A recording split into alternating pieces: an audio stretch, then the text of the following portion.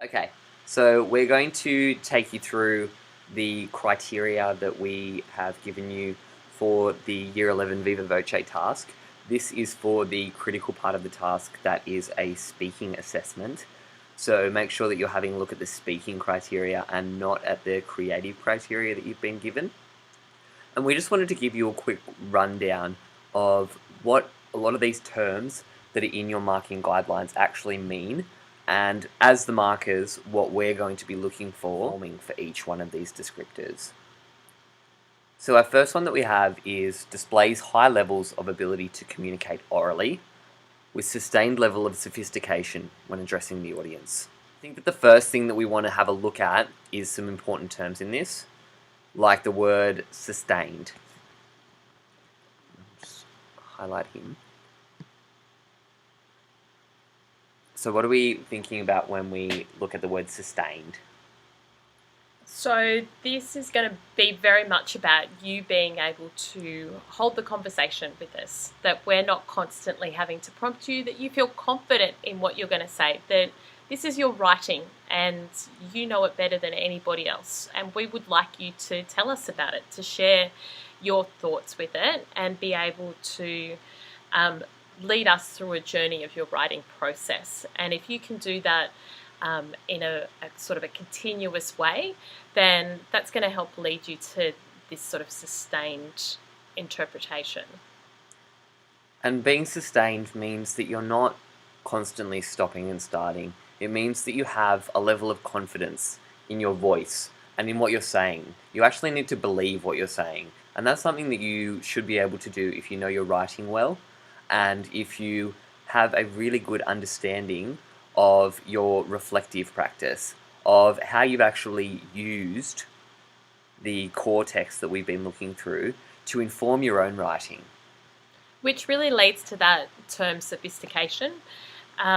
This is when you're creating this really lovely cohesive text. Now, cohesive basically means that it's coming together clearly. You're not starting down one path, then jumping to another idea, then coming back again and, oh, I forgot about this.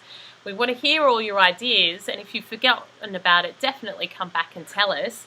But that word sophistication is showing us that you have a clear process that you've been working on, that it all fits together nicely, that you're confident, and then it comes down to that communicating orally factors. So the conventions that we've talked about for years and years when it comes to speaking, the things like your expression, like pausing in order for us to think about what you're doing, or for you to gather your thoughts, how quickly you're speaking. We know we get nervous when we're talking, and that's okay, but you need to try and take a deep breath and spread out what you're saying so that we can listen to you and understand what it is you're trying to tell us. And also for you to be able to be heard. We don't want to be leaning across the table going, sorry, like a bit of a grandma. Have that confidence in what you're saying to be able to clearly talk to us about it. Realize that addressing the audience, we are English teachers. We've taught you these texts. You don't need to explain them or describe them or retell them. Please don't retell your texts to us. You can make certain levels of assumptions that we know what a metaphor might be. So don't feel that you need to waste time doing that. You can sort of jump into some of the nitty-gritties of your writing. All right, let's have a look at criteria 2, which is displays a critical, refined, and reflective response, demonstrating high levels of interpretation and synthesis that exhibits a full understanding of the requirements of the question. So the first thing we want to deal with is a critical, refined, and reflective response.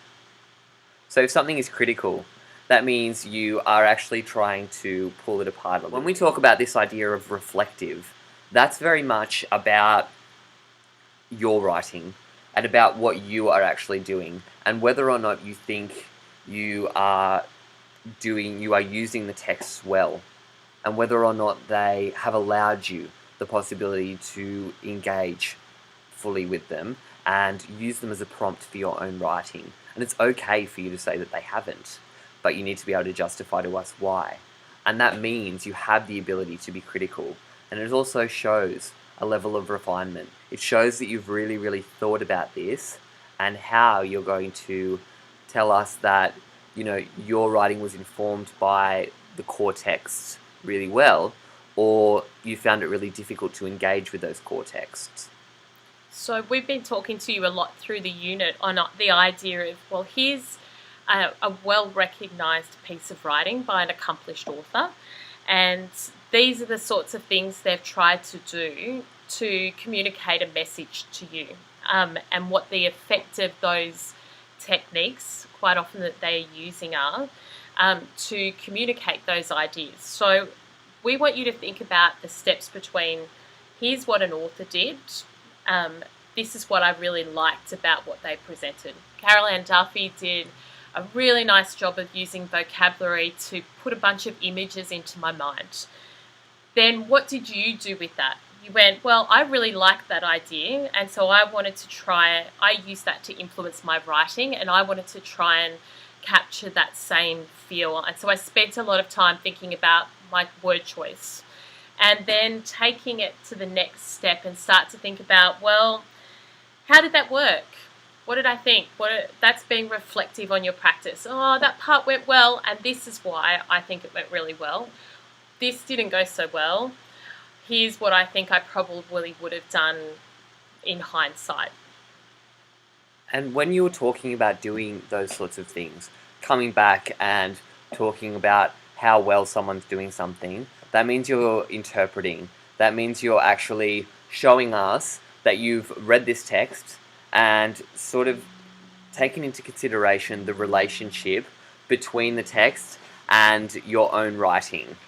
So ultimately, we want to see that you have an understanding that there is a relationship between the reader and the writer in any text that you're looking at. Initially, when we present a text to you, you are the audience, but now you're the writer and you're communicating to us as the audience, and we want to see that you understand the relationship and have tried to do things deliberately to impact us with what you're saying. And if you are saying those things together, that's when you're going to achieve synthesis. By acknowledging the work of the original writer and by acknowledging how successful that was, and then commenting on whether or not you were able to mimic or use that same style well, that is a synthesis. So rather than you telling us all about the writer, all right, and not really touching on your own work, we want you to be weaving in your own work and a critical and reflective response on the work of the writer at the same time. Yeah, remembering what the purpose of the text is that you're creating, and how thinking about meaningfully how you did that. So the third one that we're asking you to do is demonstrate well-developed skills in planning, organising and communicating information. I guess where to start here is we do expect you to come into the interview with some kind of preparation. We will have your critical reflection with us, but it's not our intention to sit and read it and scrutinise it before then. You can bring in one sheet of notes that you can use to jog your memory on the sorts of things that you want to discuss, and that can take whatever form that you like. If you want to do a little checklist that says, I want to make sure I talk about A, B, C, D, E, absolutely, bring it in, bring in a pen and tick it off as you go. If you want to draw a series of pictures and a mind map to help keep you thinking about what you want to say, absolutely go for it. So with your planning and organising, that can take any form that you want, but I would advise against having full sentences or your full critical piece sitting in front of you, because you need to remember that to communicate information effectively in this conversation, it is a conversation, you should be speaking to us, not reading at us. So the point of this isn't assessing your ability to read out your critical response to us. This is about you being able to organize your thoughts and communicate them to us verbally. So even if you need a moment to consider the question and highlight a few of the points on your page. Take the time to do that and let us know that you're taking the time to do that, because it is a conversation. We don't expect it to be perfectly rehearsed. What we do suggest you do is go through the questions that are under the critical response question on your assessment sheet and make sure that you have an answer to those. You have thought about what it is that those questions are asking and use those to drive your note sheet to help you know what kind of things to discuss. The last criteria we're going to talk about is demonstrates detailed and insightful evaluation of how language and other techniques are used to convey meaning in texts. So this is getting back to what you've been familiar with seeing in English questions in the past, that really classical style of analysis where we say to you, we want you to have a more technical discussion of what you did and think about what the forms and features that you have used to help convey meaning and then evaluate the success of those. So when we're talking about something like War Photographer, we were very much focusing on the importance of connotation and inference.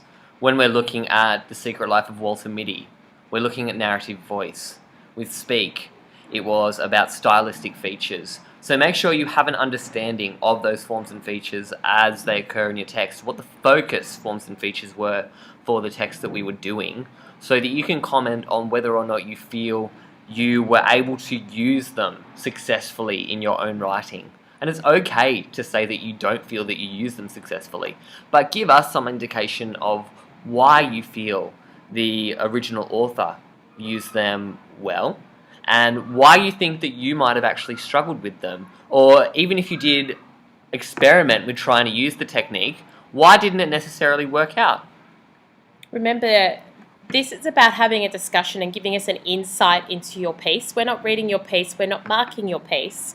That's going to be done completely separately. And we know that it probably isn't perfect, and nor will your discussion necessarily be. We're trying to understand your creative process and how you came to that final product, the good, the bad, and the ugly.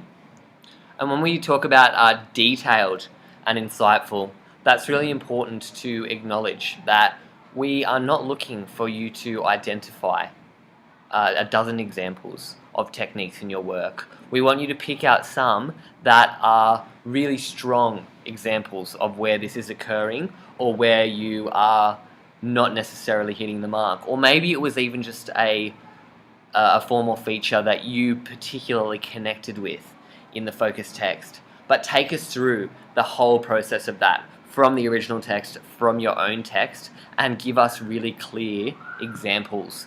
We don't just want you to start listing off every single metaphor that you have used. Keep in mind, this is where your knowledge of those alarm principles come in really clearly.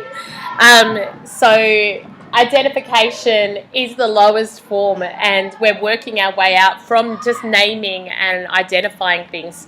Yes, it's nice to explain and sort of talk about, well, here's a technique and this is what I hoped it would do, but we're really looking for you to extend that into why you think it worked, whether it worked, and how effectively you think it took part in your entire finished piece.